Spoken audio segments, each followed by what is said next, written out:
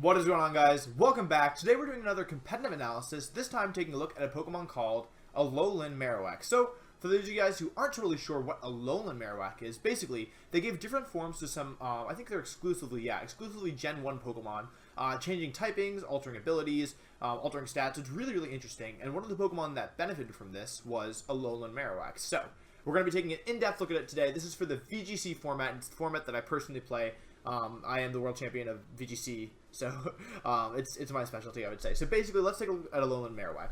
This is a little confusing, I know, because there's both Marowak and Alolan Marowak, so just these top forms don't really matter. So basically, Alolan Marowak has access to three abilities: Curse Body, Lightning Rod, and Rock Head. Rock Head almost never going to be good here. Curse Body and Lightning Rod both having pretty solid usage depending on your team. I personally think Lightning Rod is more consistent, but Curse Body is like a really scary ability. Anyone who played against a Jellicent at some point knows that. Looking at its stats going all the way down here, there's a lot of information here. But basically, you want to look at this Alolan Marowak stats: low base HP, low base attack, high base defense, low base special attack, low base speed, decent base special defense. So the important things to know about Alolan Marowak are, one, it's really, really powerful because it has there's just like a fact of Pokemon that if you give a Marowak, any Marowak, a thick club, its attack stat doubles, meaning it gets like a free huge power boost, but it loses its item. So that just makes Marowak hit very, very hard, because if you double an attack in Pokemon, it becomes something a lot stronger. So, let's go into the builds. So I have three sets here. Shocker, I know. First set is kind of the more standard one. This is just your standard Alolan Marowak without any Trick Room support. So, Protect standard. Shadow Bone is a ghost type attack, 85 base power, 50 or 20% chance to lower the target's defense by 1. So it's just overall really solid move. Benefits from Marowak's Stab because it's ghost type. Flare Blitz is the other stab move it gets. Marowak doesn't really learn a better fire move that I saw personally. You can experiment with that if you want, but I don't really think there's a better option. Unfortunately, it doesn't mean Marowak will take recoil damage, but overall not bad. And then the last move, Boomerang, it's basically like a single target Earthquake that can miss. So it has its ups and downs, and it does miss, but it hits twice. It also breaks substitutes and breaks focus dashes. So those are the important things. EV spread. What do these EVs do, Wolf? Well, I'll tell you all about them. First of all, max HP, because Marowak has really low base HP, and you wanna make sure that it sticks around. Anything with low base HP, you don't want to maximize the HP. And then these defensive EVs do specific things. So first of all, let's look at the first thing. So as you can see, Shadow Bone's always gonna Tapu Koko, but I made it live Modest, Psychic in Psychic terrain. So that was the main defensive calc for the special defense, with 68 special defense. And then also I was just curious, so I calced Garchomp Earthquake, just to know, I think it's important to know how much super effective moves in general are going to do. And as you can see, Earthquake is never going to KO from a Garchomp. And Garchomp is a pretty high attack, so that's really interesting, and I think that like shows that you can pretty much optimize Alolan Marowak's staying power. And yes, moving on, the next set is built for Trick Room. So as you can see, same moveset. This time I ran Earthquake because this set is intended to be paired with an Oranguru. And if you guys are interested in learning more about Oranguru, I've already done a video covering that as well. So Earthquake will take advantage of telepathy and hit both Pokemon on the opposing side of the field. Again, you can run Shadow Bone. Same thing as the first set. If you want to run Earthquake instead of Boomerang, you can do that there as well. So as you can see, I've switched up the EVs a little bit because on a Trick Room set, I thought it was more important that Marowak survive for longer. And so the extra special defense allow it to. Let's take a look at this. Allow Gengar Shadow Ball to almost never KO. 12.5% chance. You can add that, like you can change that to make it never KO if you want, but I personally was pretty happy with this amount. And then I thought, okay, so there's this Pokemon that I've been seeing a lot of and hearing a lot about called Celesteela. Very, very bulky. It's an Ultra Beast. It gets Leech Seed, gets a Steel Flying type. Very, very threatening.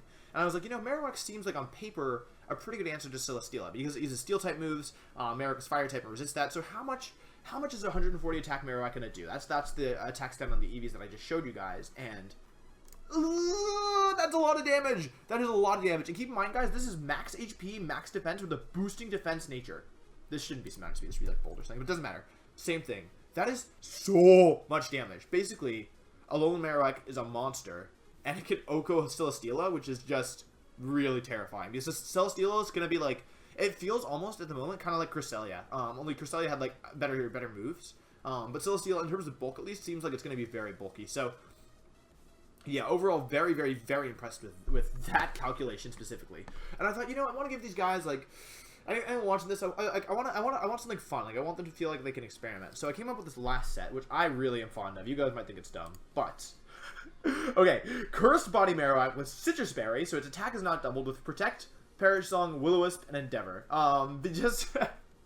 I don't know. I thought this was super funny. And the idea with the set, you can't trap things in because there's no shadow tag at the moment. So unless you could pair, okay, so for this set you could pair it with any of the trapping moves. So Decidueye or the anchor Pokemon that I always forget the name of. You guys know what I'm talking about, right? The anchor Pokemon.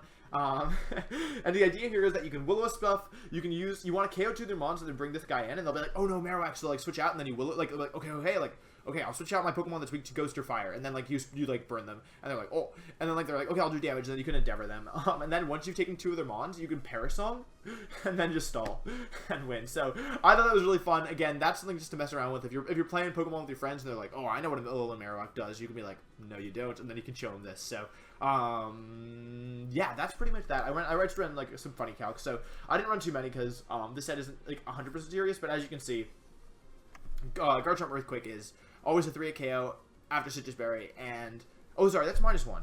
So, oh yeah, I calc for -1. -1 Garchomp Earthquake is always a 3-hit KO after Citrus Berry. Without the -1, it'll do 76 plus, let's just do this really quick, 40, so it probably is not going to, no, it never, if they Earthquake you and you didn't intimidate them, and then you burn them, Earthquake will never KO either. So that's also a pretty fun calc, which I just think it's cool. So yeah, that's it for the actual Marowak sets. And then I was doing some thinking about what we could pair it with. So first thing that like probably the best partner that I can recommend, because again, it's pretty early in the metagame, so I'm not like an expert in the metagame or anything just yet. But these are just kind of my initial thoughts. Oranguru I really like here because it is immune to Earthquake, so you can Earthquake and it can instruct and force Marowak to use its attack again. This is a set that I featured on my Oranguru Moveset video, so if you guys are interested in learning more about what these EVs do and what this Oranguru does, please check that out.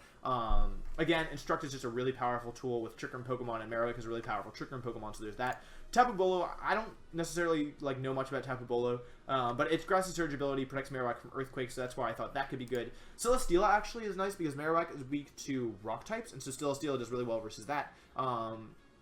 It's also immune to Ground type moves, so you can Earthquake next to it, and Marowak is weak to Dark, Ghost, Rock, Ground. Yeah, and Celesteela does pretty well against Rock types. It's immune to Ground type attacks. It doesn't have a disadvantage versus Ghost or Steel types.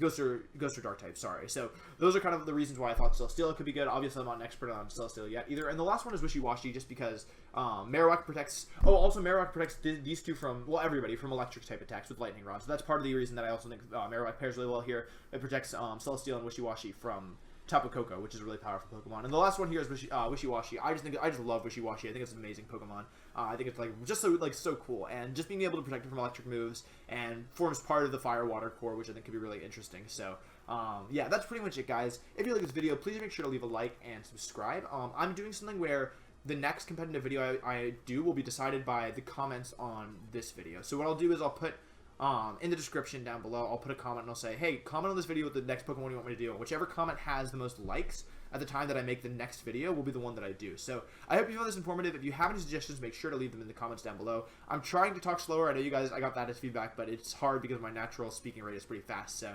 I hope you guys understand that I'm working through this as well. But yeah, I think that's pretty much it. Thank you so much for watching, and I will see you guys next time.